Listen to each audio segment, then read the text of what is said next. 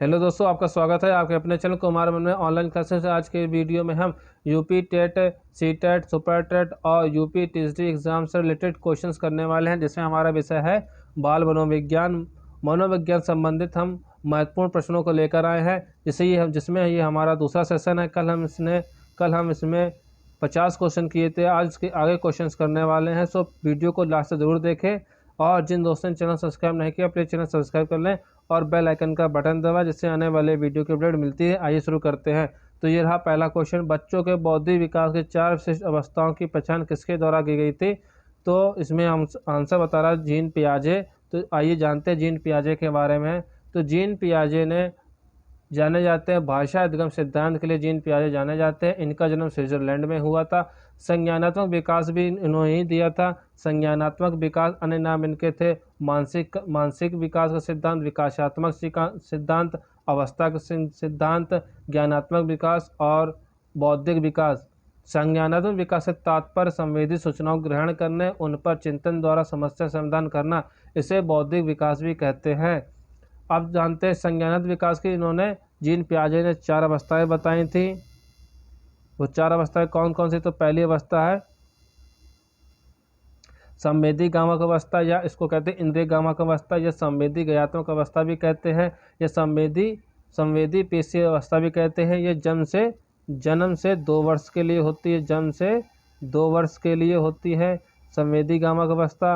और दूसरी बताई थी इन्होंने पूर्व संक्रियात्मक अवस्था, या उसको प्राक संक्रियात्मक अवस्था कहते हैं, जो 2 से 7 वर्ष के लिए होती है। इसमें बालक अनुकरण तथा खेल के माध्यम से सीखता है। जो संवेदी गामक अवस्था, उसमें बच्चा ज्ञानेंद्रियों के माध्यम से सीखता है। तीसरी अवस्था बताई थी मूर्त संक्रियात्मक अवस्था, जो 7 से 11 वर्ष तक होती है। इसमें बच्चा तार्किक रूप से सोचने लगता है। और चौथी अवस्था बताई थी अमूर्त संक्रियात्मक अवस्था, या औपचारिक संक्रियात्मक अवस्था भी कहते हैं, जो 11 से 15 वर्ष तक होती है। इसमें बच्चा अमूर्त तर्क एवं परिपक्व नैतिक चिंतन करने लगता है। तो क्वेश्चन ये रहा, बच्चों के बौद्धिक विकास की 4 विशिष्ट अवस्थाओं की पहचान किसके द्वारा की गई थी। तो जीन पियाजे के द्वारा की गई थी। मानसिक परिपक्वता की ऊंचाइयों को छूने के लिए किस अवस्था में बालक प्रयत्नरत रहता है। तो किशोरावस्था में बालक मानसिक परिपक्वता को ऊंचाइयों को छूने में प्रयत्नरत रहता है। किसने बहुबुद्धि सिद्धांत का प्रतिपादन किया। तो हार्वर्ड गार्डनर ने बहुबुद्धि सिद्धांत का प्रतिपादन किया था। बुद्धि के द्विखंड सिद्धांत किसने प्रतिपादन किया। तो बुद्धि के द्विखंड सिद्धांत को स्पीयरमैन ने प्रतिपादित किया था। बुद्धि के बहुकारक सिद्धांत के प्रतिपादक कौन है। तो बुद्धि के बहुकारक सिद्धांत के प्रतिपादक थॉर्नडाइक है। थॉर्नडाइक ने ही बुद्धि का एक घटक या एकल अव्यय सिद्धांत किसने किया था। तो अल्फ्रेड बिने ने दिया था। अल्फ्रेड बिने ने सिद्धांत बुद्धि मापन में दिया था। बौद्धिक वातावरण को प्रभावित करने वाला सबसे महत्वपूर्ण कारक कौन सा है। तो आस पड़ोस का वातावरण। बुद्धि के लिए कौन सा कथन सत्य नहीं है। बुद्धि परिश्रम करने की योग्यता है, ये कथन बिल्कुल सही नहीं है। बुद्धि पर वंशानुक्रम का प्रभाव होता है, किसने कहा। ये टर्वन ने कहा कि बुद्धि पर वंशानुक्रम का प्रभाव पड़ता है। मनुष्य का व्यवहार मुक्तता किससे प्रेरित होता है। तो मनुष्य का व्यवहार मुक्तता बुद्धि से प्रेरित होता है। एक बालक जिसकी बुद्धि लब्धि 105 है, उसे वर्गीकृत किसमें किया जा सकता है। तो बुद्धि लब्धि यह 105 सामान्य बुद्धि का बालक होता है। बुद्धि लब्धि मापने का जन्मदाता कौन है। तो बुद्धि लब्धि मापने के जन्मदाता टर्मैन है। जड़ बुद्धि वाले बालक का बुद्धि लब्धि कितना होता है। 71 से कम जड़ बुद्धि बालक का बच्चा होता है। बच्चे की बुद्धि लब्धि 90 से 110 के मध्य है, तो वह बच्चा कैसा है। तो वह बच्चा सामान्य बुद्धि वाला बालक है। वो जीन पियाजे के संज्ञानात्मक विकास के सिद्धांत की पूर्व संक्रियात्मक अवस्था की आयु समूह कितना है।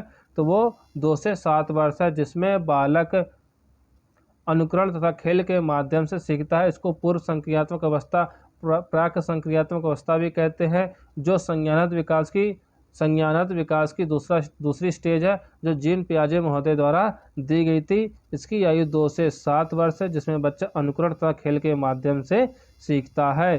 पियाजे के अनुसार संज्ञानात्मक विकास को कितनी अवस्थाओं में बांटा गया है। तो 4 भागों में बांटा गया। कौन कौन सी 4 भागों में बांटा गया है। तो पहली है संवेदी गामक अवस्था,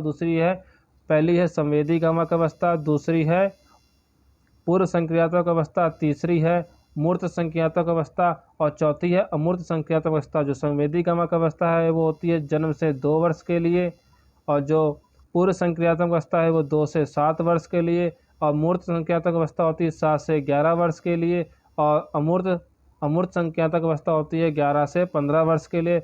इसमें बच्चा ज्ञानेंद्रियों के माध्यम से सीखता है। पहली अवस्था यानी कि संवेदीक्रमक अवस्था में बच्चा ज्ञानेंद्रियों के माध्यम से सीखता है। पूर्व संख्यात्मक बालक अनुकरण तक खेल के माध्यम से सीखता है, जो 2 से 7 वर्ष की होती है। और मूर्त संख्यात्मक अवस्था में बालक तार्किक रूप से बच्चा सोचने लगता है। और अमूर्त संख्यात्मक अवस्था या औपचारिक संख्यात्मक अवस्था में बालक अमूर्त तर्क एवं परिपक्व नैतिक का चिंतन करने लगता है।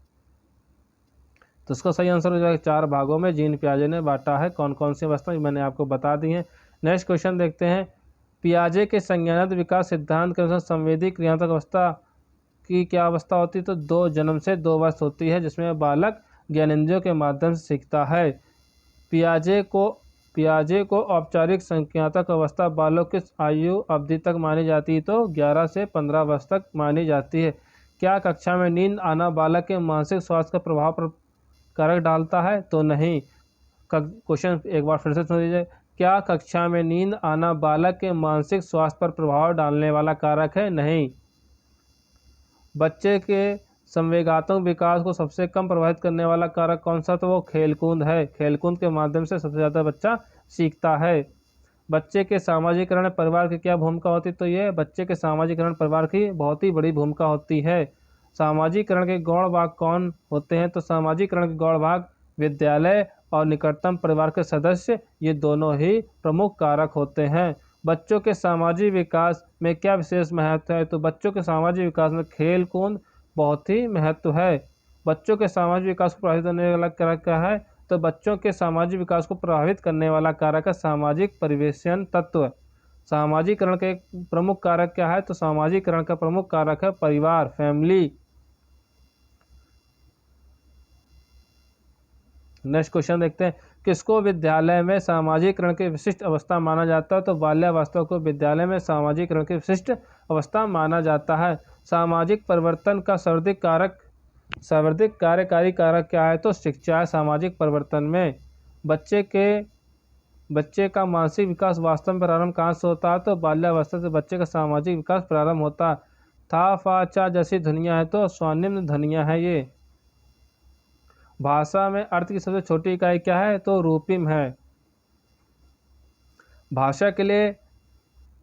भाषा के विकास के लिए प्रारंभिक बचपन क्या है? तो अति संवेदनशील है। भाषा विकास का सबसे संवेदनशील समय कौन सा होता है? भाषा विकास का सबसे संवेदनशील समय प्रारंभिक बचपन का समय ही होता है। क्या अतिरिक्त शक्ति का सिद्धांत भाषा विकास का सिद्धांत है? नहीं। अतिरिक्त शक्ति का सिद्धांत भाषा विकास सिद्धांत नहीं है। क्या सही उच्चारण करना नैतिक आदत है? नहीं, सही उच्चारण करना नैतिक आदत नहीं है। अधिकांश बालक अपनी मातृभाषा किस आयु तक सीख लेते हैं? तो 6 वर्ष की आयु तक अपनी मातृभाषा सीख लेते हैं। 2 से 3 वर्ष की आयु के मध्य एक बच्चे की भाषीय विकास दर लगभग कितना % बढ़ता है? तो 2 से 10% तक भाषी विकास दर बढ़ती है। दूसरे वर्ष के अंत तक शिशु का शब्द भंडार कितना हो जाता है? तो 100 शब्द हो जाता है। अनुकरण की प्रक्रिया में सर्वप्रथम शिशु अनुकरण किसका करता है? तो सबसे पहले शब्दों का अनुकरण करता है। सामान्य बुद्धि बालक प्रायः किस अवस्था में बोलना सीख जाते हैं? तो 34 माह में बालक समानता बोलना सीख जाते हैं। कक्षा 1 में बच्चों की भाषा कौशल का विकास किस क्रम में होना चाहिए? तो सुनना, बोलना, पढ़ना, लिखना सुबोपाली में होना चाहिए। सृजनात्मक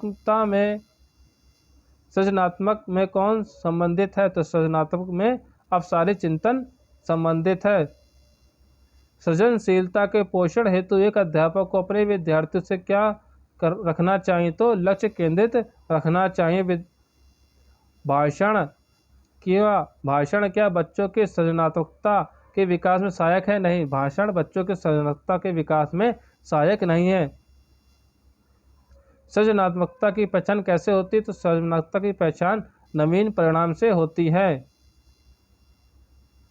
क्या धारा प्रवाहित सृजनशीलता का प्रमुख तत्व है? नहीं, धारा जो प्रवाहित है सृजनशीलता का प्रमुख तत्व नहीं है। प्रकृति पोषण विवाद किससे संबंधित? तो आनुवंशिक एवं वातावरण से संबंधित है। समान संयुक्त कोशिका में गुणसूत्रों के कितने जोड़े होते हैं? तो 23 जोड़े होते हैं। किसका नाम सुजन शास्त्र के पिता से जुड़ा हुआ? तो गॉल्टन का जुड़ा हुआ सुजन शास्त्र के पिता। प्रकृति पोषण विवाद में प्रकृति से क्या अभिप्राय है? तो जैविकी विशिष्टताएं या वंशानुक्रम सूचनाएं संबंधित है। मानव व्यक्तित्व का परिणाम है क्या है? आनुवंशिकता और वातावरण की अंतःक्रिया है। परिवार किसका एक साधन है? तो परिवार एक अनौपचारिक शिक्षा का साधन है। प्राकृतिक पर्यावरण में क्या सम्मिलित है? तो जैव, अजैव, बायोटिक और एबायोटिक सम्मिलित हैं। बालक की प्रथम पाठशाला क्या है? तो बालक की प्रथम पाठशाला परिवार है। नेक्स्ट क्वेश्चन, अनुभव द्वारा व्यवहार में परिवर्तन क्या कहलाता है? तो सीखना। अनुभव द्वारा व्यवहार में परिवर्तन सीखना कहलाता है। सीखने का सर्वाधिक उपयुक्त अर्थ क्या है? व्यवहार में परिमार्जन। क्या भावात्मक सीखने का क्षेत्र है? हाँ, भावात्मक सीखने का क्षेत्र है। क्या चक्षु सीखने की शैली का एक उदाहरण है? हाँ, चक्षु सीखने की शैली का एक उदाहरण है। क्या अधिगम सिर्फ ज्ञान प्राप्ति है? नहीं, अधिगम सिर्फ ज्ञान प्राप्ति नहीं है। शिक्षार्थियों के बीच अधिगम शैली में अंतर का कारण क्या हो सकता है? तो शिक्षार्थी द्वारा अपनाई गई विचारण नीति। सीखने का प्राथमिक मूलभूत नियम किससे संबंधित हो? तत्परता के नियम से संबंधित है। क्या तनाव का नियम सीखने का नियम है? नहीं, तनाव का नियम सीखने का नियम नहीं है। क्या बहु अनुक्रिया का नियम सीखने के मुख्य नियमों में शामिल है? नहीं, बहु अनुक्रिया का नियम सीखने के नियम में शामिल नहीं है। कक्षा शिक्षा में पाठ प्रस्ताव सोपान सीखने के किस नियम पर आधारित है? तो ये तत्परता के नियम पर आधारित है। तत्परता का नियम किसने दिया था? तो तत्परता का नियम हमारे थॉर्नडाइक महोदय ने दिया था, जो इनके सीखने के सामान्य नियम में पहला नियम है। उन्होंने बताया था इस नियम के अनुसार बच्चे तभी सीखते हैं जब वह तैयार रहते हैं, अर्थात सीखने में तत्परता एक आवश्यक कड़ी है। इसलिए बच्चों को सिखाने से पहले उन्हें सीखने के लिए तैयार करना चाहिए, ये तत्परता का नियम कहता है। नेक्स्ट क्वेश्चन देखते हैं, सीखने के नियम प्रतिपादक कौन थे? तो सीखने के नियम के प्रतिपादक थॉर्नडाइक थे। इन्होंने दो नियम दिए थे, एक दिए थे सामान्य नियम, दूसरा था गौड़ नियम। तत्परता का नियम किसने दिया था? तत्परता का नियम थॉर्नडाइक ने दिया था। SOR किसके द्वारा प्रस्तावित किया जाता है? तो वुडवर्थ के द्वारा प्रस्तावित किया जाता है। नेक्स्ट क्वेश्चन, प्रेक्षणात्मक सिद्धांत प्रेक्षणात्मक अधिगम संप्रत्यय किसके द्वारा प्रस्तावित किया गया? तो बंडूरा के द्वारा प्रस्तावित किया गया था। ये कौशल सीखने की पहली अवस्था क्या है? तो अनुकरण कौशल सीखने की पहली अवस्था है। किस अधिगम मनोवैज्ञानिक ने बाल अधिगम विकास में पुरस्कार को महत्व नहीं दिया था? तो गुथरी महोदय ने। गुथरी महोदय ने, इनका पूरा नाम था एडविन गुथरी। ये परंपरावादी मनोवैज्ञानिक थे गुथरी। इन्होंने प्रतिस्थापन का सिद्धांत दिया था। इनके अन्य नाम थे स्थापक सिद्धांत भी कहा जाता है, इन्होंने दिया था। समीपता का सिद्धांत इन्होंने दिया था। उद्दीपक अनुक्रिया की समीपता का सिद्धांत भी इन्होंने दिया था। एकल प्रयास का सिद्धांत भी इन्होंने ही दिया था। गुथरी महोदय के अनुसार प्रत्येक व्यक्ति अपने जीवन की समस्याओं का समाधान इसी सिद्धांत के आधार पर करता है। उद्दीपक का अर्थ यहाँ पर होता है उद्दीपक तथा अनुक्रिया के बीच संबंध पुनर्बलन नहीं बल्कि समीपता, आपसी लगाव के आधार पर होता है। अर्थात जो उद्दीपक है, जो व्यक्ति अनुक्रिया कर रहा है, उसके बीच अनुबंधन समीपता के आधार पर होता है। इसको दिया था गुथरी महोदय ने। क्षेत्र सिद्धांत किस वर्ग का सिद्धांत है? तो क्षेत्र सिद्धांत गेस्टाल्टवादियों का सिद्धांत है। तो गेस्टाल्टवादी सिद्धांत में क्षेत्र सिद्धांत किस वर्ग सिद्धांत है? तो गेस्टाल्टवादियों में आते हैं। गेस्टाल्टवादियों में कौन कौन से लोग आते हैं? तो आते हैं हमारे मैक्स वर्दिमर आते हैं क्षेत्रवादी सिद्धांत में, कोफका आते हैं और कुर्ट लेविन आते हैं। कुर्ट लेविन ये क्षेत्रवादी सिद्धांत में आते हैं। इनको गेस्टाल्टवादी सिद्धांत भी कहते हैं। ये मुख्यतः सूझबूझ का सिद्धांत के नाम से भी जाना जाता है, जिसको कोहलर महोदय ने प्रस्तुत किया था 1912 में और प्रयोग किया था वनमानुस सुल्तान नामक चिंपैंजी ने। कुल 6 चिंपैंजी में उन्होंने प्रयोग किए थे। जो भूखा बंदर था, सिद्धांत के अंदर अंतर्दृष्टि या अंतरसूझ का सिद्धांत भी कहते हैं इसको। संपूर्णता का सिद्धांत भी जाना जाता है, पूर्ण कृति का सिद्धांत भी कहा जाता है, गेस्टाल्टवादी सिद्धांत भी कहा जाता है, संज्ञानवादी सिद्धांत को कहा जाता है, आशयीकरण का सिद्धांत भी कहा जाता है, अनुभव का सिद्धांत भी कहा जाता है। छेदवादी सिद्धांत में 3 प्रमुख मनोवैज्ञानिक आते हैं, एक आते हैं मैक्स वर्दिमर आते हैं, कोफका आते हैं और कुर्ट लेविन आते हैं। छेदवादी सिद्धांत के नाम से जाना जाता है, जिसको हम गेस्टाल्टवादी भी कहते हैं। नेक्स्ट क्वेश्चन देखते हैं, दूसरे व्यक्ति के बाह्य व्यवहार की नकल क्या कहलाता है? तो अनुकरण कहलाता है। नेक्स्ट क्वेश्चन, सीखने में प्रयास व भूल के सिद्धांत का प्रतिपादन किसने किया था? सीखने में प्रयास और भूल का सिद्धांत का प्रतिपादन थॉर्नडाइक महोदय ने किया था। किस जानवर का संबंध प्रतिक्रिया सिद्धांत ने पावलोव ने प्रयोग किया था? तो कुत्ते पर प्रयोग किया था। किस पर किया था? कुत्ते पर। पावलोव ने कुत्ते पर प्रयोग। किस जानवर पर संबंध प्रतिक्रिया सिद्धांत ने पावलोव ने प्रयोग किया था? तो कुत्ते पर किया था। किस पर किया था? कुत्ते पर किया था, जिसको हम अनुकूलित अनुक्रिया का सिद्धांत भी कहते हैं। इन्हें अनुबंधन का जनक भी कहा जाता है, पावलोव को है। और पावलोव ने इस प्रकार की थ्योरी, ये रूसी वैज्ञानिक थे, इनको शास्त्रीय मनोवैज्ञानिक भी कहा जाता है। और इनके सिद्धांत को वाटसन ने समर्थन दिया था, अपने पुत्र का प्रयोग किया था। इसे CR थ्योरी भी कहते हैं। 1904 में पावलोव